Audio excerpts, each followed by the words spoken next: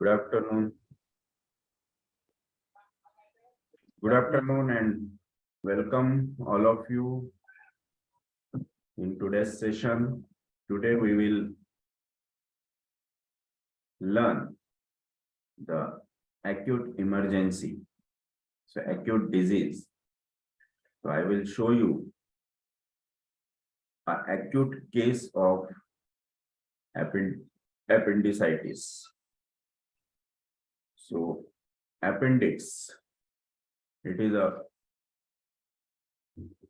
bread and butter of surgeons. Appendectomy, क्योंकि appendix most of the surgeons ऐसा समझते हैं it is useless organ in our body, so cut it. जब भी कोई appendicitis का पेशेंट आता है तो मोस्टली उसे ऑपरेशन के लिए ही कहा जाता है. सो और most of the patients do that surgery. But in homeopathy, we can treat such emergencies by homeopathic medicines only. Yes. So this patient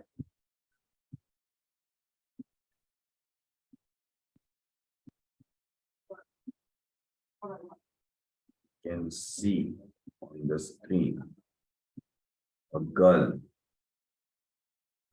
having severe abdominal pain,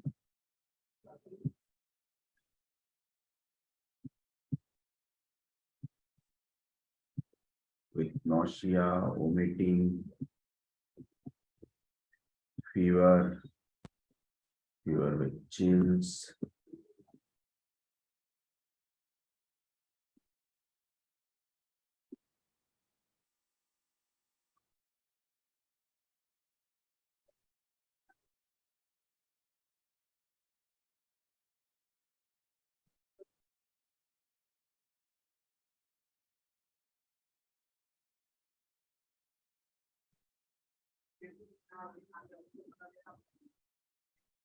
So this is patient.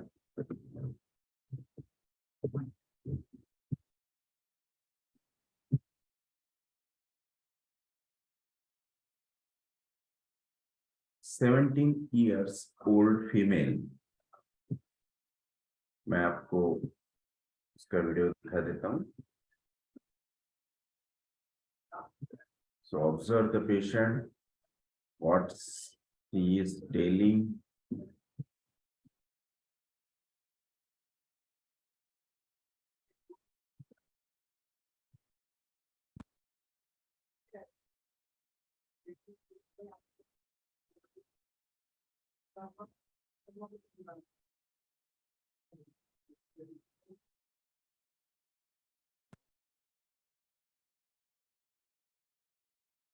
तो screen पे video दिख रहा है? Yes, sir. Yes, sir. Now listen carefully. सरळ झोपलं तर दुखतं का? बर थोडंच सरळ.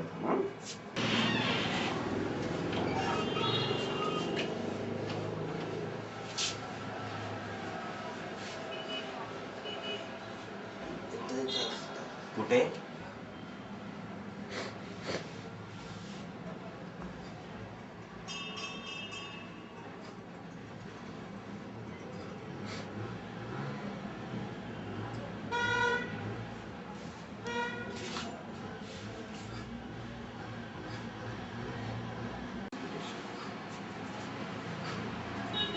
Perspiration on palms.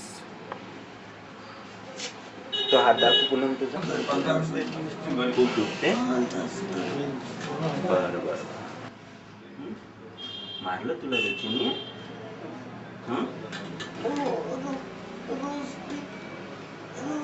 मला रागवते. रोज रागवते तुला? बरं परवाला रागवली का तुला? युवराज मारते मला. युवराज मारते तुला? चावते मारते. बरं बरं. अजून? आणि म्हणते लगेच अशी बहीण मला पाहिजे नाही. असं म्हणतो. तू मेली तर चालते. असं म्हणतो. तेव्हा मग काय सहन करू घेते आणि चुपचाप बसते. सहन करते आणि चुपचाप बसते. ती माझं नाव mummy papa. Yes. She telling she has one brother and he beats her daily. उसे रोज मारता है और वो इसका बहुत गुस्सा करता है और वो हमेशा इसको कहता है कि you are not my sister और तू मर भी गई तो मुझे कोई फर्क नहीं पड़ता, लाइक दिस. सो ये एपेंडिकुलर पेन के पहले भी 2-3 दिन पहले भी उसने उसे बहुत मारा पीटा और बोला कि तू मर जा करके. तो वही वो बता रही हैं. सांगते. हो का? तुझं नाव मम्मी पप्पाला सांगते. मग मग मम्मी पप्पा मला रागवतात. मम्मी पप्पा तुला रागवतात. मग काय होतं तिला? तो जब ये कंप्लेंट करती है मम्मी पापा के पास तो मम्मी पापा भी उसे ही डांटते हैं. ये एक शॉर्ट हिस्ट्री है उसकी. Severe abdominal pain,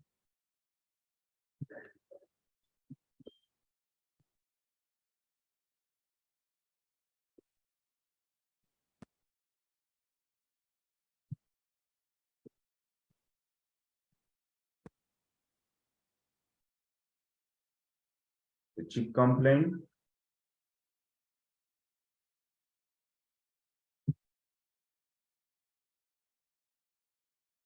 colic, pain in abdomen since yesterday, nausea, vomiting 3 times since yesterday, chills with fever since 4 to 5 days. मतलब एब्डोमिनल पेन स्टार्ट होने के पहले ही उसे फीवर विथ चिल्स था. Then pain in left shoulder since 8 days. So these are the chief complaints.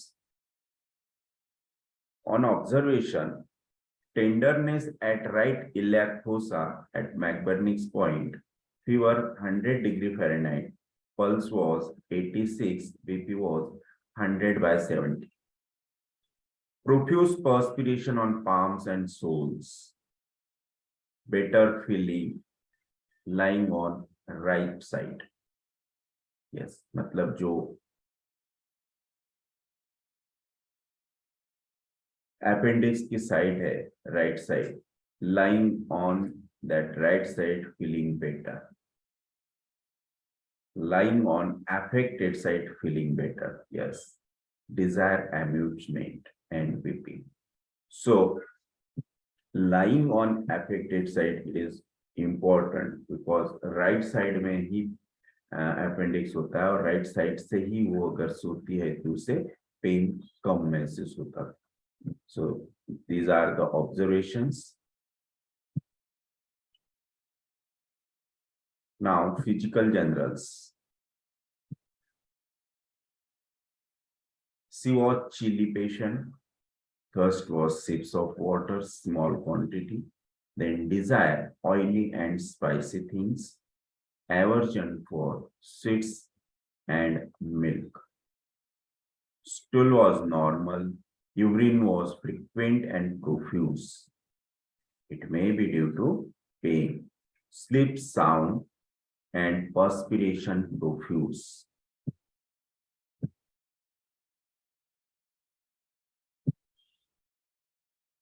History. It is short history, but it is important. She is the first daughter with one brother and one younger sister. Her birth was premature and cry was absent. After birth, she was admitted at premature baby unit for 2 months for severe respiratory problems. At the age of 6 to 7 months, she was again admitted for high-grade fever and febrile convulsions. The episode of convulsions continued up to 5 years in spite of allopathic treatment. Yes.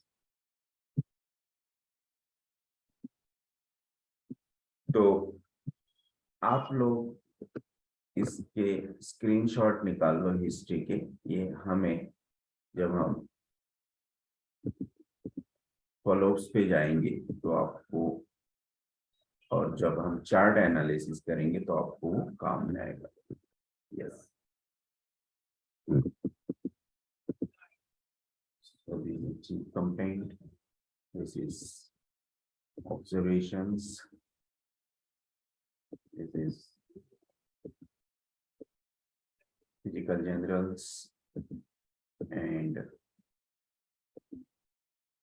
this is history. So nature of this girl, she is a very angry and haughty girl, unable to bear smallest contradiction and criticism. Unable to bear smallest contradiction and criticism. She likes doing all work neat and clean at own only. वो उसका हर काम खुद ही करती थी, किसी ने किया उसे वो बिल्कुल पसंद नहीं था, और वर्क भी उसका इतना नीट एंड क्लीन था। But dislikes doing others work, वो खुद का काम बहुत ही अच्छी तरह से और पूरा कंप्लीट करेगी, लेकिन अगर उसे किसी ने उनका काम बोला तो वो बिल्कुल नहीं करती थी। But dislikes doing others work. She like music and watching TV. When work told by her mother, she says, "Allow me watching TV. Then only I shall do it." What is this? क्या कहेंगे अभी से? Yes. Anyone? Tell me fast. Anyone? What is this? When work told by her mother, she always says, "Allow me watching TV, then I will do it."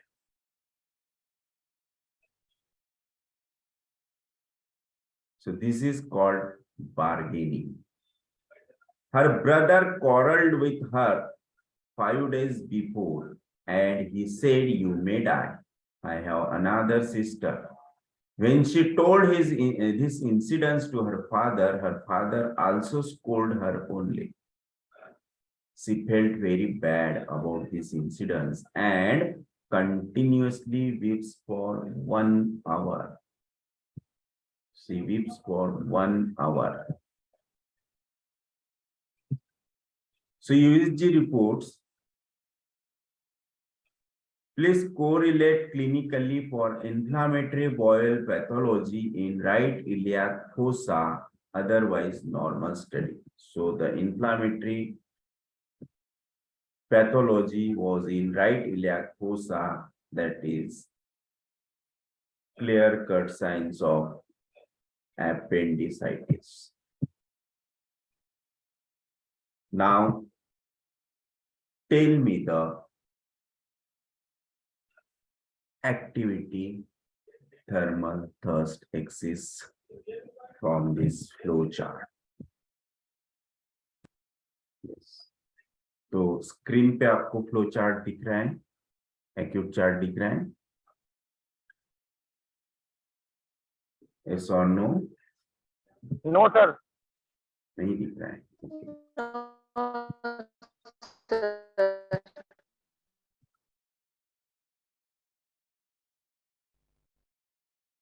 Okay. Now see the flow chart of acutes. Now tell me, what was her activity?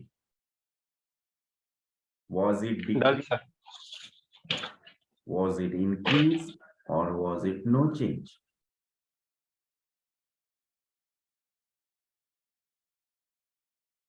Yes. क्या था activity में change?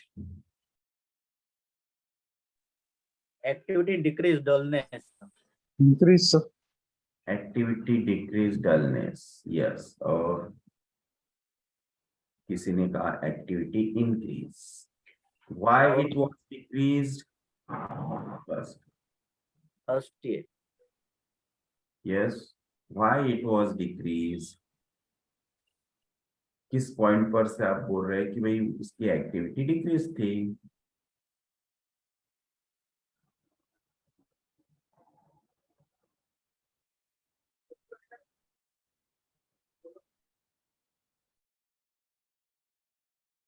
मैंने बोला था कि आप screenshot ले लो तो आपको चार्ट एनालिसिस के वक्त कुछ काम आएगा। Yes,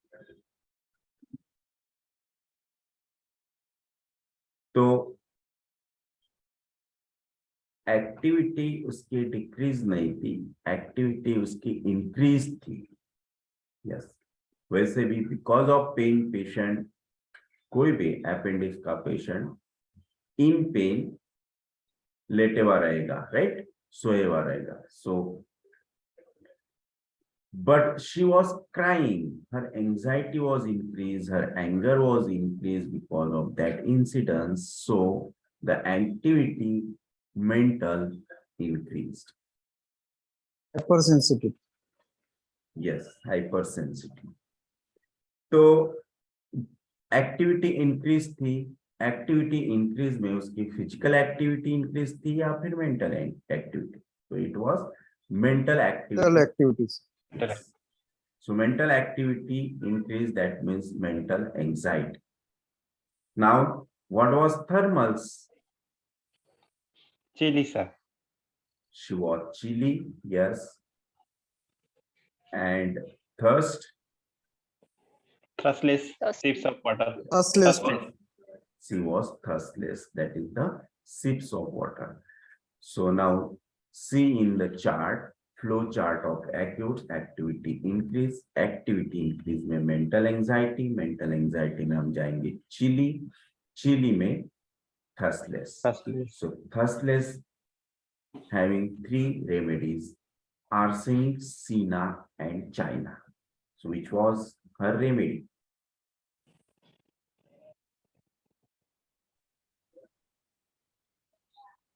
Arsenic. Arsenic, sir. Arsenic. Why arsenic? Fastidious. sir. Yes, sips of water. Sina Chilling. also having sips of water. Fastidious. She was fastidious, doing her work own and very neat and clean. So arsenic, right? Why not China?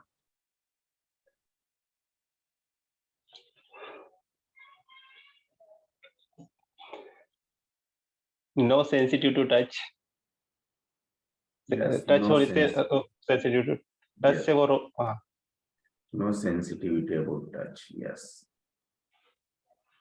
So touch करने दे रही थी, right? Yes. And China is very sensitive to touch. But China having tormented feeling, and she was not like that. है ना? weeping. Yes, she had only weeping, और weeping की वो 1 घंटा वो continuous रोती रही जब उसके father ने वैसा कहा। She was weeping. China is very haughty. China never weep. China only feels कि मेरे साथ ऐसा क्यों, मेरे साथ ही ऐसा क्यों होता है, मैं ऐसा क्यों हूँ। This is China's feeling. So China नहीं थी, right? So arsenic is the remedy. But ये हमने चार्ट पर से निकाला कि arsenic is the remedy. यही हम उसके हिस्ट्री पर से रूब्रिक्स लेते हैं और उसे रेपर्टराइज करते हैं, राइट? ओके, सो अब आप हिस्ट्री देखिए, हिस्ट्री पर से क्या रूब्रिक्स आएंगे, एनालिसिस देखिए कीजिए और मुझे रूब्रिक्स बताइए क्या रूब्रिक्स आएंगे हिस्ट्री पर से।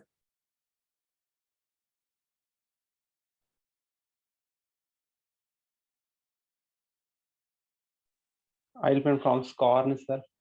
Elements from scorn, very good. और timid, Profuse perspiration.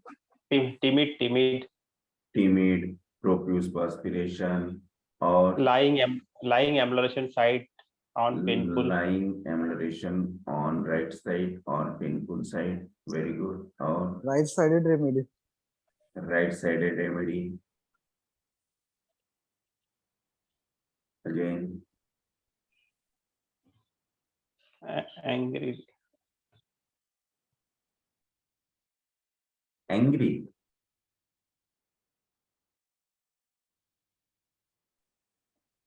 Micturition, sir.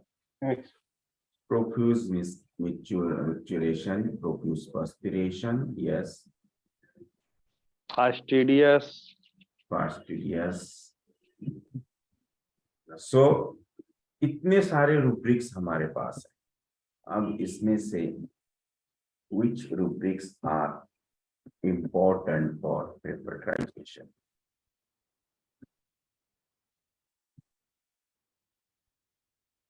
So rubrics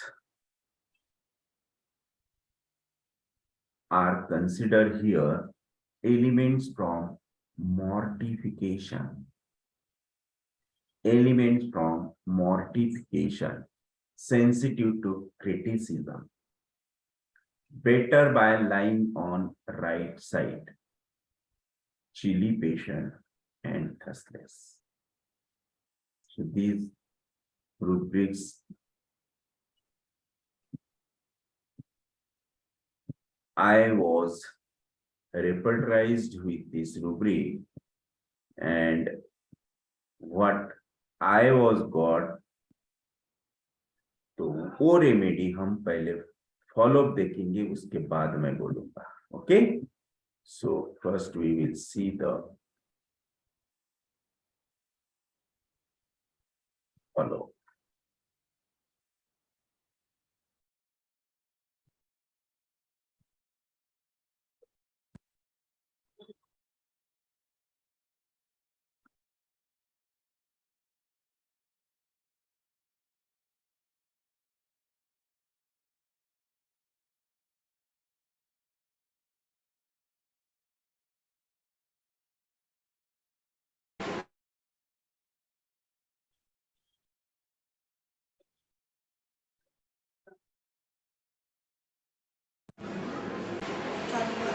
चांगलं वाटते। बर, उठून बैस। क्या चेंज दिख रहा है आपको?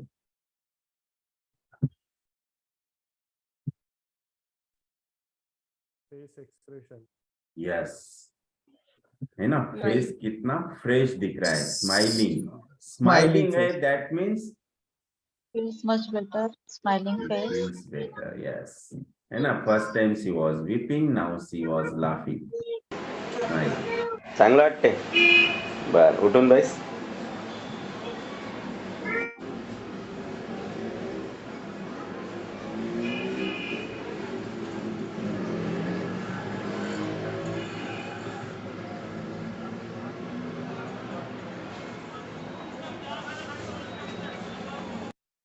Now she can sit without support, है ना? और आप समझ सकते हैं कि अपेंडिक्स में, एक्यूट अपेंडिसाइटिस में पेशेंट को मूवमेंट्स, उठ के बैठना, खड़े रहना, वॉकिंग बहुत पेनफुल होता है, right? So now she was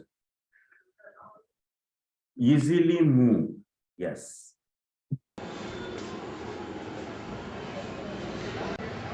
दुखणं कसं आहे सांग। कमी दुखते, कमी दुखते। बर, अजून उलटी, मळमळ नाही काहीच नाही। नाही, काही नाही। बर, काय घेतलं? बस सरबत घेतलं, शरबत केली। हा सरबत, मँगो ज्यूस सांगितलं आणि नारळच पाणी। हा, चालेल। मळमळ नाही?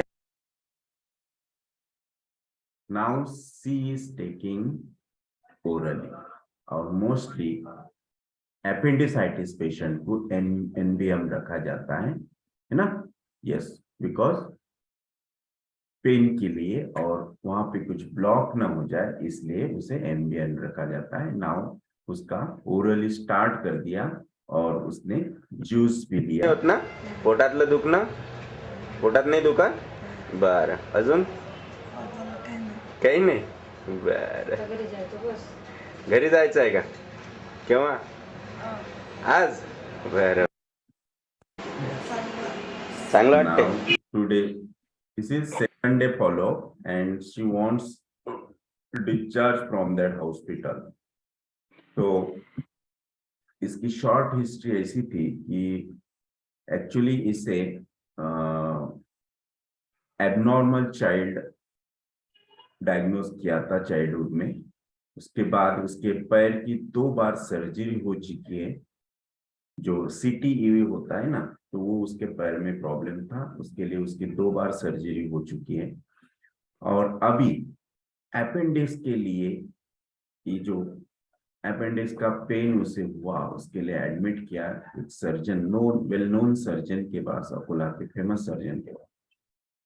फिर जो पेशेंट मतलब पेशेंट के फादर थे और वो डॉक्टर कुछ क्लोज रिलेटिव्स थे, तो उन्होंने जस्ट ऐसे ही बोला कि इसकी 2 बार सर्जरी, फादर ने बोला कि 2 बार सर्जरी ऑलरेडी हो चुकी है, इसको कन्वर्जन्स आते थे, बहुत से कॉम्प्लिकेशंस इसको हो गए, हम एक्चुअली इसका कर करके थक गए, इसको पैसा लगा लगा के थक गए, तो और इसकी सर्जरी को पैसा लगेगा, तो हम चाहते हैं कि इसकी सर्जरी न करते हुए अगर मेडिसिन से वो अच्छा होता होगा तो प्लीज देखो।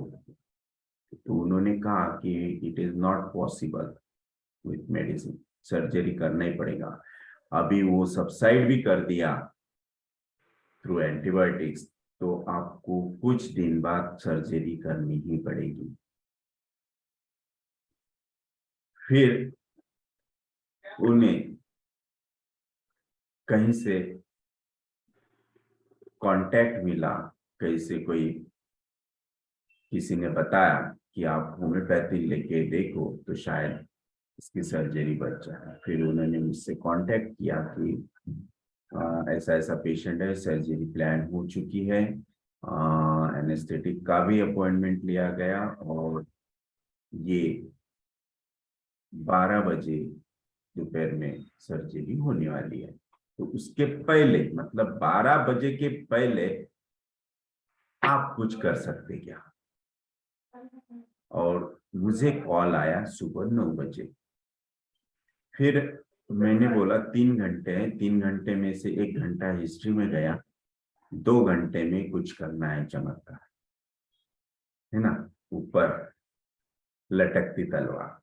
अगर 2 घंटे में उस सर्जन ने 2 घंटे में अगर कुछ दिखता है तो हम सर्जरी कैंसिल करेंगे। तो मैंने कहा ठीक है, ओके, लेट्स ट्राई, है ना, कुछ पॉजिटिवली सोचेंगे, पॉजिटिवली करेंगे तो 100% कुछ ना कुछ हैनेमन दे ही देगा। तो मैं गया हॉस्पिटल में, लेकिन उसके पहले मैंने उनसे एक बात कही कि ठीक है मैं आता हूँ, लेकिन आपको होम्योपैथी लेना है, इसके लिए उस सर्जन की परमिशन ना, उनका अगर लेटर मुझे आप देते हैं तो मैं 100% आऊंगा। तो तभी के तभी उन्होंने वहां से लेटर मंगाया और लेटर लेके मैं मतलब गया, पेशेंट की शॉर्ट हिस्ट्री ली 10-15 मिनट में, और उनको बोला कि ठीक है मैं मेडिसिन यहीं बुलाता हूँ और पेशेंट को देते हैं, 12 बजे तक इसका पेन एटलीस्ट कम हो जाएगा, वोमिटिंग स्टॉप हो जाएगी और फियर शायद बढ़ सकता है।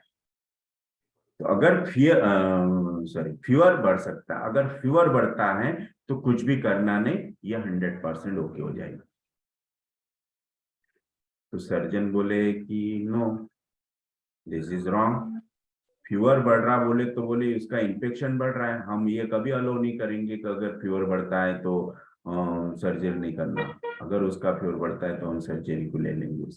मैंने बोला सर प्लीज थोड़ा सा वेट करना, फीवर भी उसका कम हो जाएगा। तो बोले हमारी रिस्क नहीं रहेगी। मैंने बोला ओके ठीक है, मेरी रिस्क रहेंगी, आप थोड़ा सा उन्हें शाम तक का वेट करने देना, नहीं तो आप इवनिंग में सर्जरी कर दीजिए। ठीक है बोले। फिर इस बेसिस पे वो फिक्स हुआ, मेडिसिन दिया, मेडिसिन देने के बाद वैसा ही हुआ, उसके पेन्स कम हुए, वोमिटिंग स्टॉप हो गई और फीवर 100 से 102 हो गया।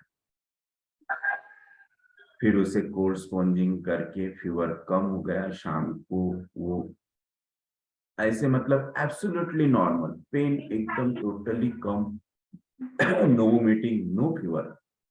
और नेक्स्ट डे का फॉलोअप मैंने आपको दिया है। उसके बाद वो 3rd डे पे उसको डिस्चार्ज दिया और उसके बाद कभी भी उसको अपेंडिक्स का ऑपरेशन करने का काम नहीं पड़ा। She become totally normal. So this was the case. तो अब उसे क्या दिया?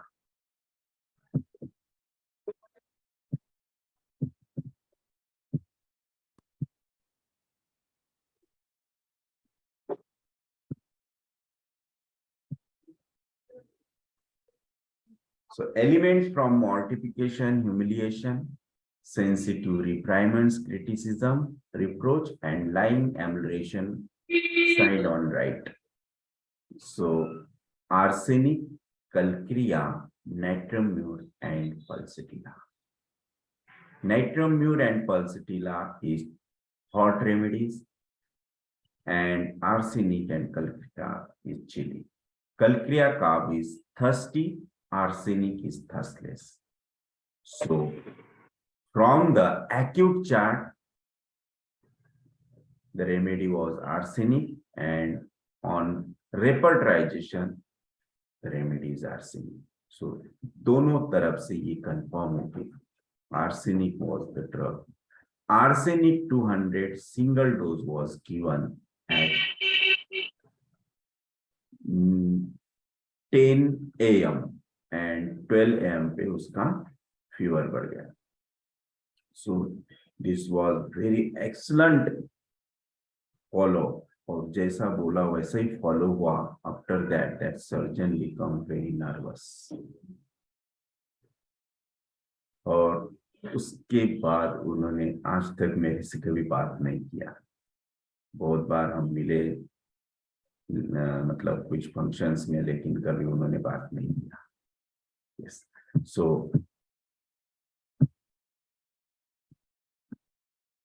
सर तो पेशेंट तो भेजने चाहिए था कम से कम उन्होंने. मैंने सबसे पहले यही बोला था कि appendix is the bread and butter of surgeons. Yes. So element from arsenic albums, which peculiar symptoms, elements from fear, pride, worry, indignation, and mortification, insecurity, mental restlessness, anxiety, health about, fear of death, fastidiousness, fault finding, miserly, malicious, and selfish, sudden intense effect. Yes, sudden intense effect, weakness and emaciation, rapid, midday and midnight aggravation, thirst for sips of water, desire for warm foods and drinks, and chillification. So this is arsenic, and see the change in her after a single dose of arsenic alone. Yes.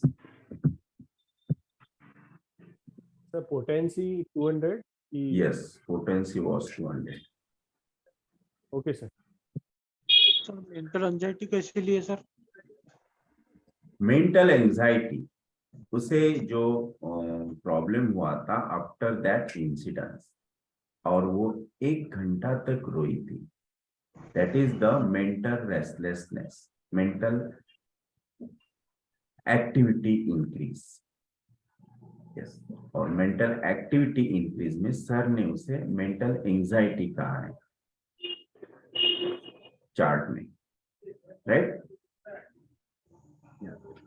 सो ये case में फास्टिडियसनेस आपने लिया है क्या?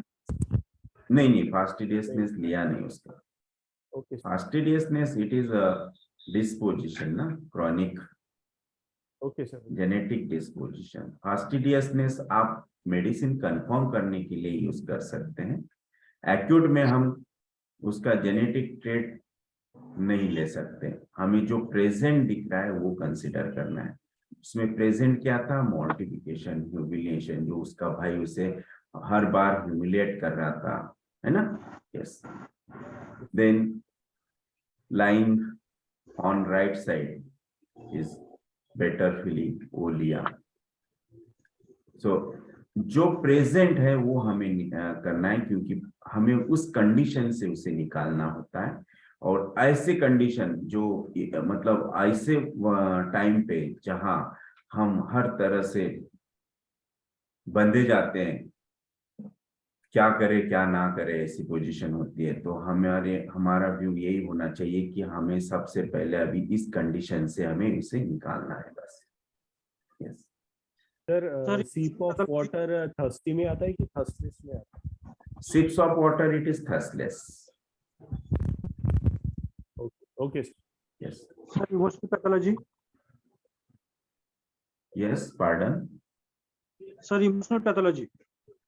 Emotional pathology, आप बताइए क्या पूछना चाहते हैं?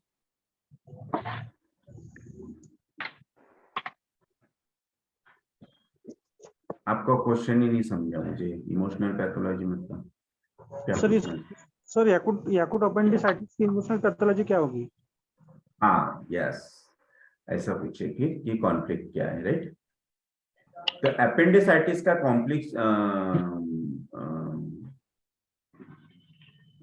Mental emotional pathology, mental emotional conflict ये होता है कि यस, आप लोग म्यूट कीजिए।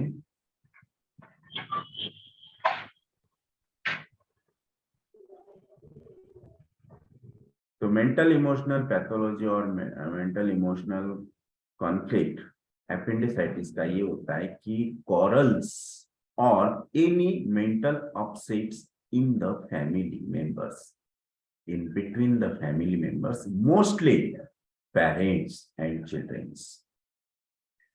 तो अपेंडिक्स ऐसे पॉइंट पे होता है, that is the ileocaecal junction, और उस पॉइंट पे अपेंडिक्स अटैच होता है। तो large intestine and small intestine, इसके ज्वाइनिंग पे अपेंडिक्स होता है, इसीलिए mother, father and children. So children को अगर कुछ होता है तो फैमिली में कुछ तभी बड़ों के साथ प्रॉब्लम हुआ है। सो ब्रदर वाज उससे बड़ा था एंड फादर, दोनों भी वहां पे कवर हो रहा है। दोनों ने उसे ही डांटा, उसकी गलती ना होने के बाद भी उसे ही डांटा, उसे ही ह्यूमिलेट किया। That's why she feels afterward the pain in the appendix. Yes, that is the anger, irritability also. Understand?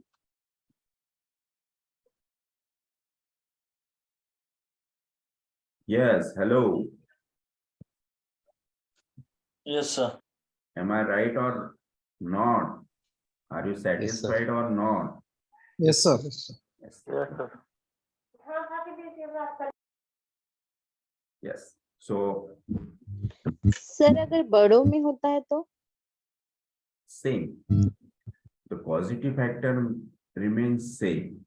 बड़ों के साथ होता है तो उनसे बड़े जो है उनके साथ। तो यहाँ पे आपको फैमिली मतलब फैमिली का है तो ऐसा उसका मीनिंग ये नहीं होता कि आपकी रियल फैमिली ही वहां पे होगी करके।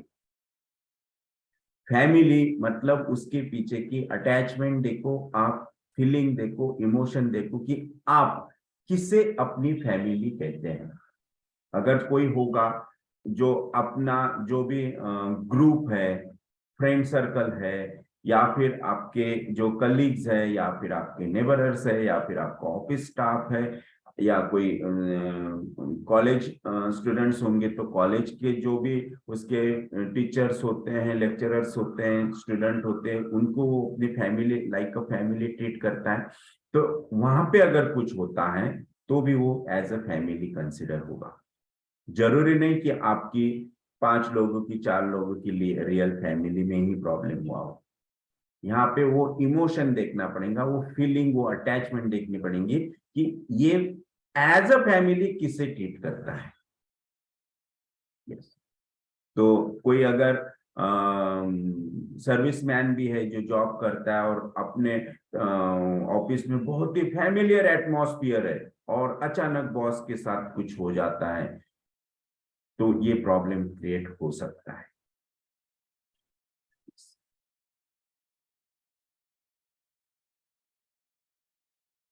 Yes, understand?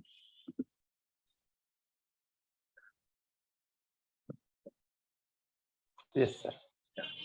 और कुछ?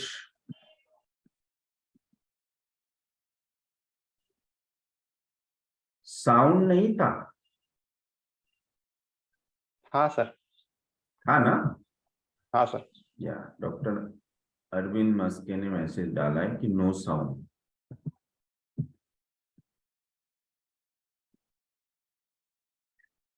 ओके, तो अभी चार्ट सबको समझ में आ गया? Yes sir. Yes, okay. तो अगर चार्ट समझने में अभी भी कोई प्रॉब्लम हो तो आप उससे पूछिए। आप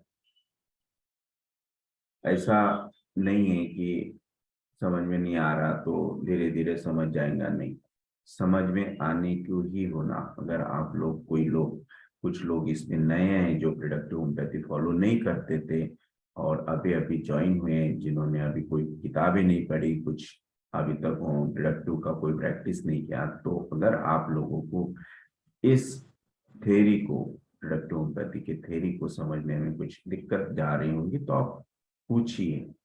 yes sir, activity, yes sir activity increase और डिक्रीज एक्टिविटी इंक्रीज और डिक्रीज समझ में नहीं आता है, राइट? हाँ sir. Activity decrease that means simple questions patient को करना, एकदम सिंपल, जो आप मतलब आपके डेली रूटीन में जिस तरह से पेशेंट बातें करते हैं उस लाइक दैट आप क्वेश्चंस कर सकते हैं। कि अगर कोई पेशेंट आता है और आपको कहता है कि मुझे सुबह जब मैं उठा तब से मुझे 5 लूज मोशंस हो गए, राइट? अब उसे ये क्वेश्चन करना है कि ठीक है, सुबह से आपको 5 लूज मोशन हुए, तो सुबह से आपने क्या किया? पेशेंट बोलता है कि सुबह उठा।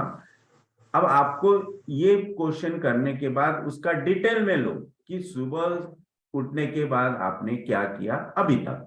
तो अभी तक जैसे कि समझ लो सुबह से अभी तक 11 बज गए, तो 5-6 घंटे हो गए, तो 5-6 घंटों में उसने क्या क्या किया, तो उससे डिटेल में लो। उससे पूछो क्या क्या किया, सब डिटेल में बोलो। तो वो बोलेगा कि उठा, ब्रश किया, चाय लिया, है ना, बाद में मोशन को गया, लूज मोशन हो गई, उसके बाद आया, थोड़ी देर लेटा, वापस अर्जिंग आई, वापस गया, वापस आया, वापस थोड़ी देर कुछ खाया और वापस लेटा, वापस थोड़ी देर बाद अर्जिंग हुई, वापस गया, है ना। इस तरह से जा रहा, वापस आ रहा, लेट रहा, वापस आ रहा, लेट रहा। तो आप क्वेश्चन कर सकते हैं कि आप को लेटना अच्छा लग रहा था तब, या फिर आप हर बार जा रहे थे वापस लेट रहे थे, क्यों? तब पेशेंट बोलेगा नहीं, थोड़ा सा ऐसा लग रहा था कि नहीं, लेटे हुआ अच्छा रहेगा, है ना, तो मुझे लेटने से थोड़ा सा बेटर फील हो रहा था, है ना। दैट इज डलनेस, मतलब कोई अदर एक्टिविटी नहीं की, दैट इज एक्टिविटी डिक्रीज। वही पेशेंट अगर ये बोलता है कि मैंने रूटीनली सब किया और फ्रेश भी हुआ, फिर ऑफिस की तैयारी भी की, ऑफिस को वर्क पे जाने के लिए तैयार भी हो चुका, फिर ऐसा लगा कि अगर ऑफिस जाऊंगा और बीच में आ गई तो क्या करूं, है ना। तो फिर आपने क्या किया? तो फिर मैंने थोड़ी देर राह देखा, मैंने सोचा कि पहले मेडिसिन ले लेते फिर ऑफिस चले जाएंगे, तो डायरेक्टली यहाँ आया। इसका मतलब क्या है? एक्टिविटी में ज्यादा चेंज नहीं आया, एक्टिविटी नो चेंज है, वो आया मेडिसिन के लिए, that means activity no change. और कोई पेशेंट ये हो सकता है कि 4 लूज मोशन हुए, फिर मुझे ऐसा लगा अब तो डॉक्टर के पास जाना ही चाहिए, नहीं तो ये प्रॉब्लम बढ़ गया तो कुछ सीरियस प्रॉब्लम हो सकता है। तो मुझे थोड़ा सा डर भी लग रहा था कि मेरे काम का कैसा होगा, आज अगर मैंने छुट्टी मार दिया तो मुझे बॉस डांटेंगे या फिर मेरा नुकसान हो जाएगा, स्टडी का नुकसान हो जाएगा, वर्क का नुकसान हो जाएगा, मेरा आज काम पे नहीं गया तो मेरा पैसों का नुकसान। This is activity increase, that is mental anxiety. तो इस तरह से हमें एक्टिविटी एसेस करना है। Activity decrease, activity no change, activity increase. तो डिक्रीज में अगर कोई पेशेंट, वो पेशेंट ने जैसे बोला कि मैं जाता था लेटता था, जाता था लेटता था, अगर उसको आप उसके बाद ये भी पूछ सकते कि लेटने के बाद आपको नींद लगती थी या फिर आप ओनली ऐसे जाके बेड पे पड़े रहते थे। पेशेंट बोलता है मैं ओनली जाके बेड पे लेटा रहता था, दिस इज डलनेस ओनली। लेकिन अगर वही पेशेंट बोलता था नहीं मैं इतना थक के आता था कि मैं बिल्कुल जाते बराबर बेड पे नींद लग जाती थी, फिर वापस जब अर्जेंट आती थी वापस नींद खुल जाती थी, फिर वापस जाके वापस सोया लेटा तो वापस नींद लगती, this is sleep over powering. तो इस तरह से हमें एक्टिविटी निकालना है। समझ में आया अरविंद जी? हाँ सर। अरविंद ने पूछा था ना क्वेश्चन? हाँ सर। ओके, और कोई इसमें दिक्कत समझने में? नहीं। ओके, और किसी को कुछ पूछना है? हमारे पास 10 मिनट है। सर वो फ्रिक्वेंटली सिप्स ऑफ वाटर मांग रहा है तो थर्स्टी हो गया ना वो? फ्रिक्वेंटली सिप्स ऑफ वाटर मांग रहा है मतलब thirst for small quantity at short interval. It is not very thirsty, it is thirstless, considered as a thirstless but sips of water frequently। आप उसे डायरेक्टली इस टाइप का रूब्रिक भी ले सकते हैं। Thirst for small quantity of water at short interval। नहीं, chart में उसको थर्स्टलेस लेना है फिर। चार्ट में थर्स्टलेस ना, all types of sips of water is thirstless। Okay, thank you sir.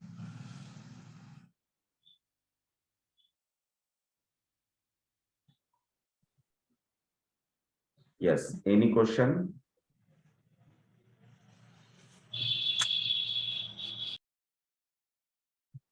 Okay, if you have don't any query questions, then we will complete this session। Okay? Sir next time vertigo की case बताइए kindly. Vertigo, it is very simple। Vertigo का conflict क्या है? कौन बोलेगा?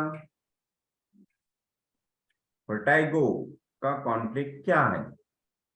देखो, vertigo के conflict में थोड़ा सा कंफ्यूजन है। आप हैमर्स थ्योरी में जाएंगे तो हैमर्स थ्योरी बोलती है फियर ऑफ फॉलिंग। वर्टिगो का वहां पे कॉन्फ्लिक्ट दिया है कि फियर ऑफ फॉलिंग, और विजयकर सर ने वर्टिगो का कॉन्फ्लिक्ट बताया है कंफ्यूजन।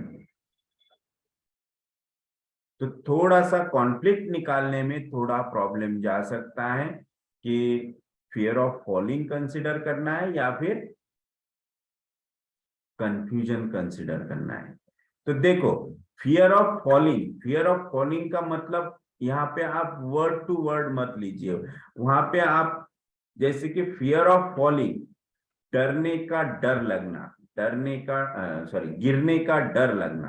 अब गिरने का डर मतलब कि फियर ऑफ फॉलिंग ये भी हो सकता है कि मैं किसी की नजर में गिर ना जाऊं, मैं किसी के सामने झुक ना जाऊं, किसी के सामने मुझे मतलब गिराने की कोशिश ना हो, कि मैं किसी के सामने इंसल्ट फील करूं या फिर मेरी इंसल्ट हो जाए। This is also one of the meaning of fear of falling. क्योंकि vertigo because of the cervical region, इसकी वजह से वर्टिगो होता है। तो सर्वाइकल रीजन मतलब नेक जब किसी के सामने झुकती है तब जाके सर्वाइकल स्पॉन्डिलोसिस होगा या फिर सर्वाइकल डिस्क प्रॉब्लम होगा, उसमें उसका सिम्टम होता है वर्टिगो। फिर वर्टिगो के बहुत से कॉजेशंस है, because of lack of nutrition भी होगा, बिकॉज ऑफ वीकनेस भी होगा, तो वो अलग बात है। लेकिन बिकॉज ऑफ दिस है तो उसका रीजन ये है। According to Hamer theory. और सर ने जो कंफ्यूजन बताया, fear of sorry Vijaykar sir ने जो कंफ्यूजन बताया कि कंफ्यूजन होता है, तो कंफ्यूजन की स्टेट ऐसी होती है कि जब कोई ऐसा टाइम आ जाता है कि अब मैं क्या करूं, मैं अगर कुछ करूंगा तो हो सकता है मेरे पे ही आ जाएगी, या फिर मुझे मेरी इंसल्ट हो जाएगी, या फिर मुझे कुछ प्रॉब्लम हो सकता है। तो ये कंफ्यूजन, मैं अब करूं तो क्या करूं,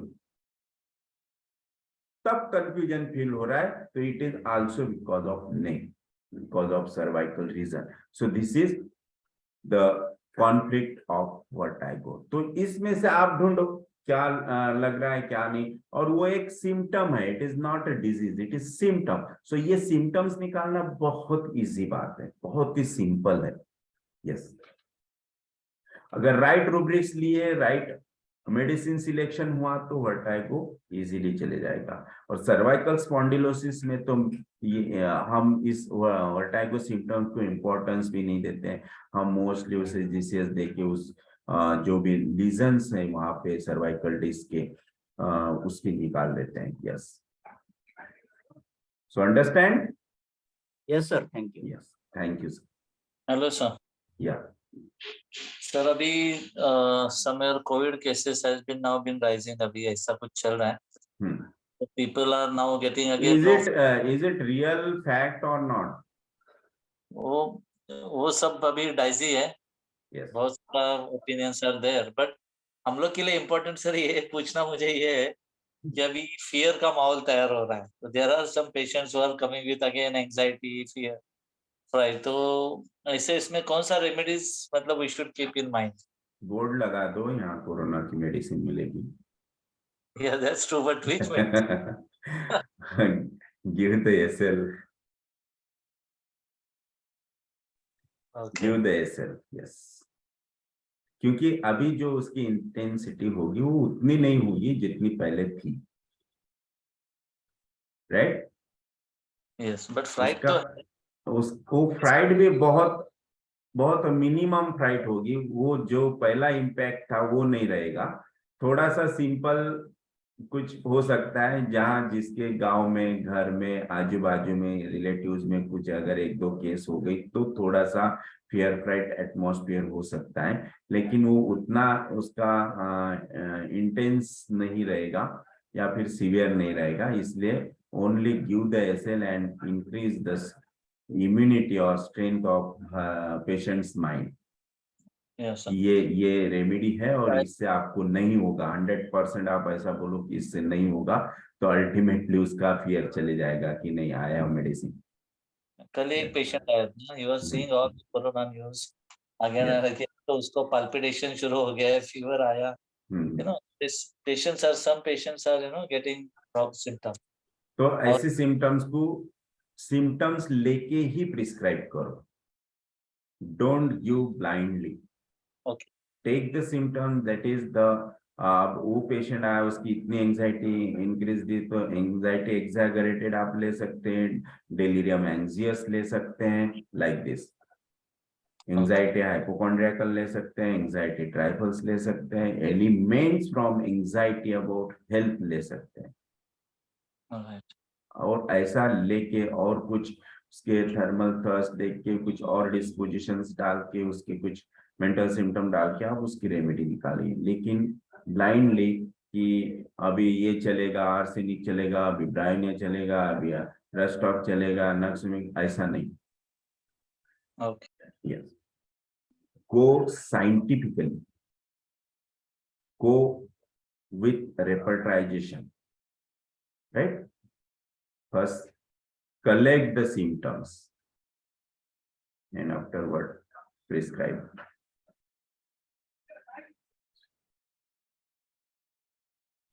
So, okay. Yes. Should I complete the session? Yes, sir. Yes. आज की केस कैसी लगी? Acute केस थी? अच्छी थी sir. Yeah. Nice, sir. Very nice. Sir Very लेकिन Thank you, sir. सर बीच में ऐसे एक्यूट केसेस बताइए सर आप। Yes. हाँ, वो बताते आ रहा हूँ स्टार्टिंग से। नहीं सर नहीं, जब भी देंगे ना तो हमारे पेशेंट में रिजल्ट नहीं आता है, इससे पता नहीं। अच्छा, मैं तो मतलब ओपनली बोल रहा हूँ आप सबको कि आपके पास भी केसेस होंगे तो आप यहाँ पे दिखा सकते हैं, राइट? जो Yes, भी sir. होगा आप बोलो, बताओ, दिखाओ, आपके भी रिजल्ट है ऐसे दिखाओ लोगों को। हाँ, yes right, sir. Yes, Raut ji बोलिए। सर एक्यूट अपेंडिसाइटिस की मेरे पास भी एक केस थी सर, वो भी हाँ। क्योर हो गई थी। यस, बताओ, सिम्टम्स बताओ, केस बताओ। हाँ, तो उसमें ये करीबन 13/5/2021 को आई थी sir, acute appendicitis. Doctor Raut, आप इतने स्मार्ट है ना, और आप चेहरा क्यों छुपाते पता नहीं। सर नहीं, 13/5/2021 को आई थी सर मेरे पास केस। अच्छा, तो उसमें near about 19 years old age था, मेल पेशेंट। हेलो। हाँ बोलिए बोलिए, सुन रहे हैं सब। हाँ सर। तो उसमें थोड़ा सा मैंने हिस्ट्री लिया था, एक्यूट चार्ट भी मैच किया था और साथ में थोड़ी सी हिस्ट्री भी लिया था। सीवियर पेन उसको पहले सर्जन के पास गए थे, उन्होंने मेडिसिन लिया था, लेकिन इससे कुछ रिलीफ नहीं होगा तो आप तुरंत ऑपरेट करवा लीजिए, उन्होंने वैसा कहा था।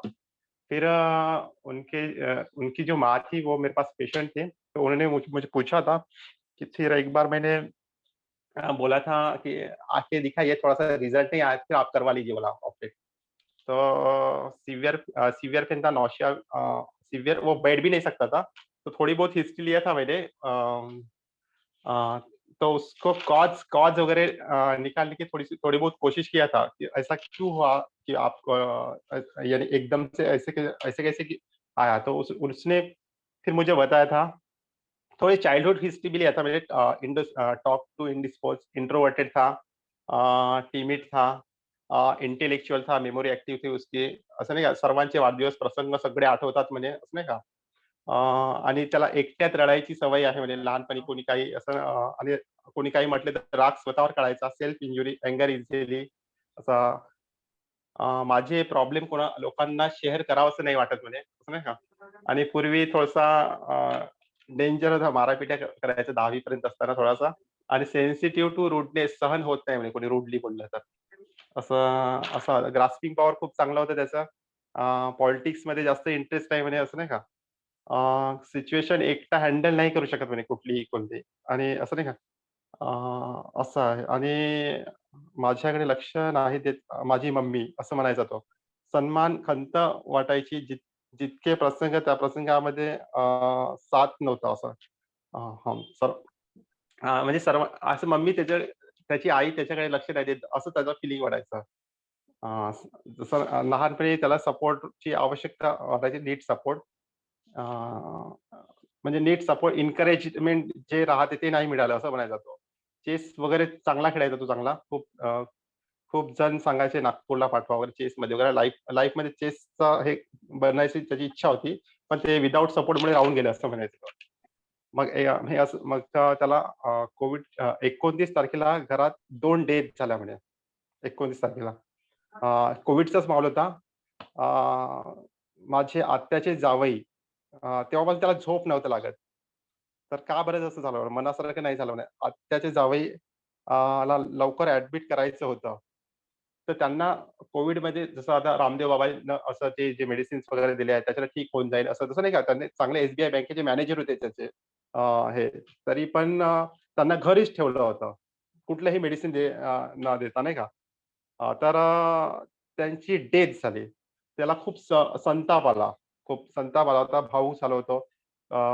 त्यांच्या आई-बाबाच्या स्टेप्स पुढे नाही का, आई लेकीचं म्हणजे थोडंसं ते डेथ झाली, त्याला खूप राग आला होता ॲक्चुअली सर. अँगर सप्रेस नाही म्हणजे ऐकले ना, एवढे शिकले सवरले माणसं असं गलत डिसिजन घेतलेत.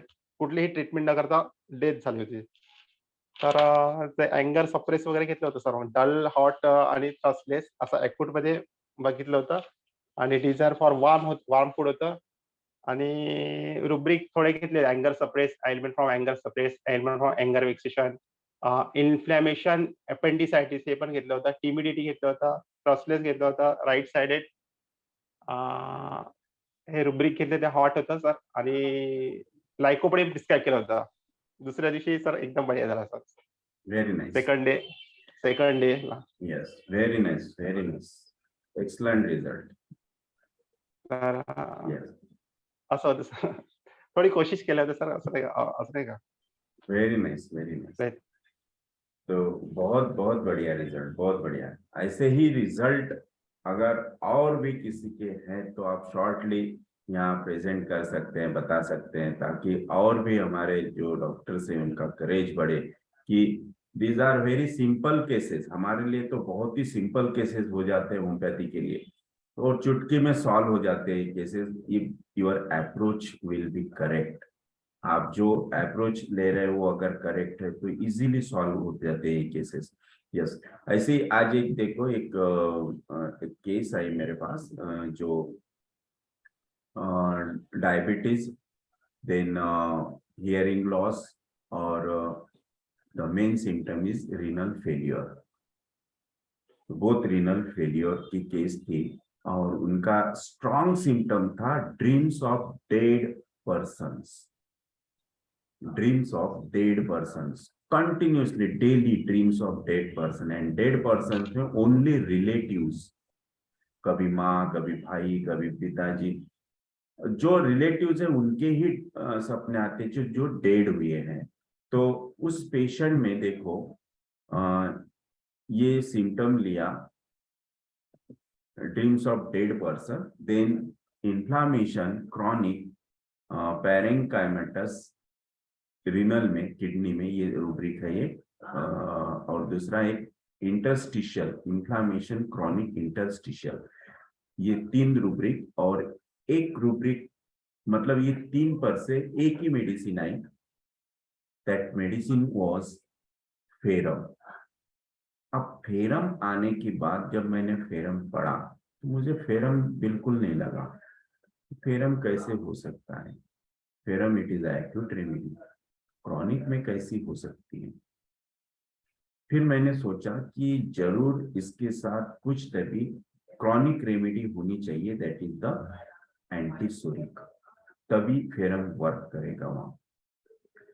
तो फिर मैंने रूब्रिक ढूंढा कि उसे जो रीनल फेलियर हुआ it was because of diabetes.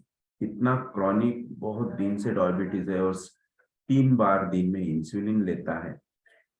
तो ये it is the only the complication of diabetes. So diabetes के लिए फिर मैंने रूब्रिक ढूंढा, ऑल रेपर्टरीज में सर्च किया तो रूब्रिक था रीनल फेलियर, मतलब kidney failure in diabetic patient. So kidney और डायबिटीज रूब्रिक टाइप किया तो उसमें रूब्रिक आया renal failure in diabetic patients. इसमें 3 रूब्रिक थे और तीनों में भी एक ही मेडिसिन थी, दैट इज फॉस्फोरस. फिर मैंने उसे फेरम फॉस दिया, chilly and thirsty. So ferrum phos उसे प्रिस्क्राइब किया, देखते हैं क्या रिजल्ट आता है. राइट. सो इस तरह से अगर जब हम सही में एनालिसिस करने की कोशिश करते हैं और डीप थोड़ा सा जाते हैं पेशेंट में, उसके माइंड में डीप लेवल तक जाते हैं कि कहीं ना, क्योंकि उसके हिस्ट्री में दूसरा कुछ मिल ही नहीं रहा था, कुछ ऐसा सिपिलिटिक बहुत फाइंड आउट करने की कोशिश की लेकिन कुछ नहीं मिला. तो इस टाइप के भी हम पैथोलॉजिकल रूब्रिक्स ले सकते हैं जहां हमें कुछ मिलता नहीं है. यस. तो लेकिन एनालिसिस करना, हमारे एफर्ट्स फुल्ली लगाना बहुत इंपॉर्टेंट है और वो लगाने ही चाहिए. यस.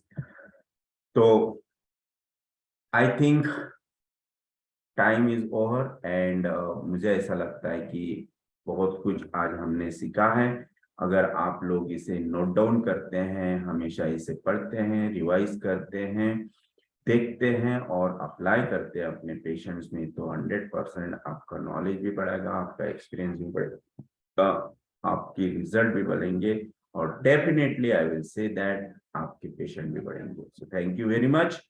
कल हम फिर मिलेंगे। Thank you sir. Yes, Thank you, नए sir. चैप्टर के साथ। Yes, thank Thank you, you, sir. Thank you, yes, Thank you very good much, day sir. And goodbye, Bye, sir. Good night.